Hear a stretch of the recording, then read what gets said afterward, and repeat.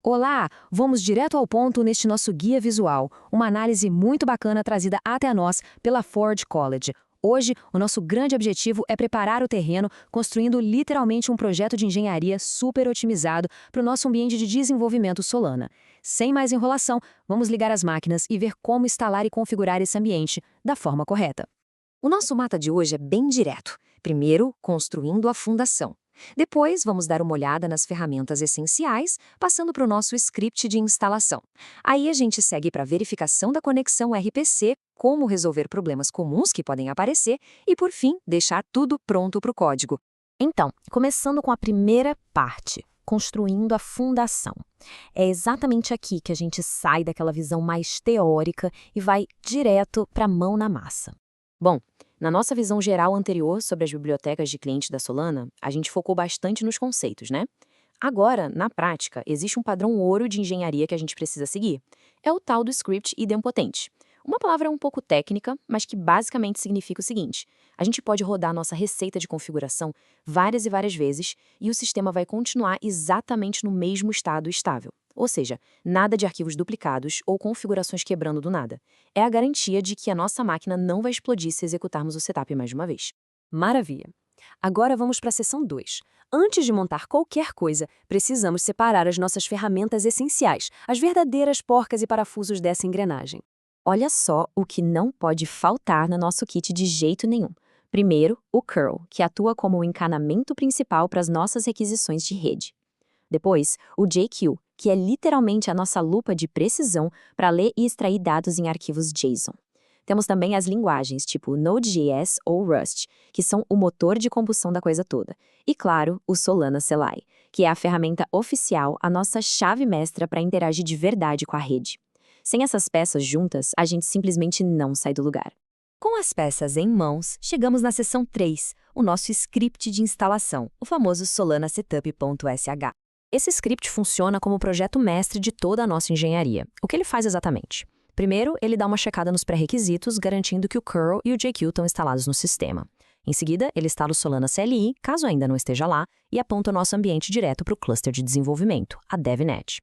Para fechar com chave de ouro, ele exporta variáveis de ambiente cruciais, como a Solana_RPC_URL, que é exatamente a porta de entrada que as bibliotecas vão consumir depois.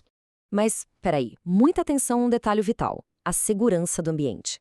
Uma máquina bem lubrificada não pode simplesmente sair atropelando e destruindo fluxos de trabalho que já existem na máquina. Por isso, um script realmente inteligente foge daquela sobrescrita cega e totalmente automatizada. Ao invés disso, ele usa prompts interativos. Ele literalmente faz uma pausa e pede confirmação antes de alterar configurações importantes ou, pior ainda, sobrescrever chaves de acesso existentes. Segurança em primeiro lugar, sempre. E assim entramos na seção 4, verificando a conexão.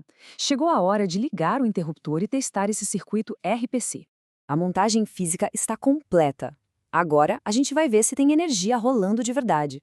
Para isso, disparamos um comando JSON-RPC via terminal bem específico. Usando o curl, a gente solicita um método getLatestBlockHash. É com esse teste rápido que a gente verifica, sem margem para dúvidas, se a nossa máquina está conseguindo conversar diretamente com o nó da rede Solana. E qual é o resultado que a gente quer ver? Bem, se a resposta devolver um objeto JSON limpo contendo uma string válida chamada blockhash, pode comemorar. O blockhash é basicamente a impressão digital do estado atual da rede. Retornou isso? É a prova definitiva de que o nosso sinal está claro e a eletricidade está fluindo perfeitamente pelo nosso endpoint RPC. Sucesso total! Mas e se não funcionar de primeira? Sem estresse. Seção 5. Resolvendo problemas. Essa é a nossa matriz de diagnóstico. No mundo da engenharia de software, é super comum a máquina dar uns engasgos na primeira tentativa de ligar. Tá dando timeout de HTTP? O remédio é simples. Checar se a URL do nosso RPC está digitada certinho. A conexão foi recusada? Daí, quase sempre é uma VPN ou um firewall de rede corporativa bloqueando a passagem de dados. Tomou um erro estranho de formato JSON bruto na tela? É porque provavelmente faltou instalar o JQ. E se o próprio Solana CLI disser que não existe ou não quiser rodar, geralmente é só adicionar o binário dele ao path do seu sistema. É um diagnóstico muito rápido, bem lógico e indolor. Finalmente, seção 6. Pronto para o código com o circuito totalmente verificado e aprovado. Com todos esses testes de diagnóstico aprovados, a nossa fundação está de pé e sólida como rocha. As ferramentas estão exibindo as versões corretas, o CLI está validado comunicando com a DevNet e o Blockhash voltou sem erro nenhum. Aquele setup que antes parecia só um esboço improvisado, agora se transformou oficialmente em um ambiente de desenvolvimento previsível, testável e preparado para aguentar qualquer carga de trabalho. Com o ambiente 100% configurado e a máquina bem calibrada, o verdadeiro desafio começa de fato. A infraestrutura base está perfeita, mas fica a grande reflexão. Que tipo de aplicações inovadoras e revolucionárias vão surgir quando colocarmos essas bibliotecas de cliente para rodar nas próximas etapas? O limite é a criatividade. Para mergulhar de cabeça nisso, ver mais exemplos práticos e alcançar o domínio total sobre o desenvolvimento na Web3, não deixem de acessar o website Forge College. Lá tem todo o arsenal necessário. Muito obrigado por acompanhar essa análise conosco hoje e até o próximo guia.